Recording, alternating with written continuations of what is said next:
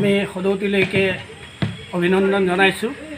ৰাজবাৰী অঞ্চলৰ কণ কণ শিশুসকলক উন্নয়নৰ স্বাৰ্থত এই অঞ্চলৰ উদীয়মান যুৱকসকলে বহু ধৰণে চেষ্টা কৰি আহিছে।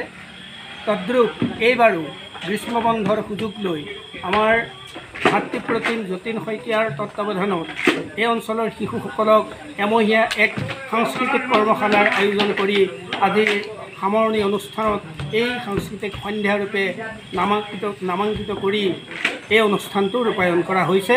ইয়াত অংশগ্ৰহণ কৰা সকলো কলাকৌশলী উদীয়মান যুৱকসকললৈকে তাৰোপৰি উপভোগ কৰিবলৈ অহা প্ৰতিগৰাকী দৰ্শকবৃন্দলৈ আমি এই মুহূৰ্ততেই আমি সকলোলৈকে অভিনন্দন জনাই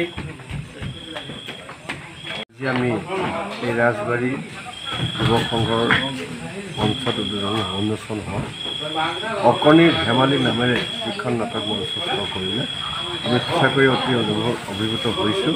এটি ব্যতিক্ৰমী প্ৰচেষ্টাত স্থানীয় ৰাইজৰ দ্বাৰা আৰু কেইজনমান বিশেষ উদ্যোক্তাৰ জৰিয়তে সুন্দৰ আৰু সুপৰিকল্পিতভাৱে যি নাটক মঞ্চস্থ কৰিলে আমি শলাগ যাচিছোঁ।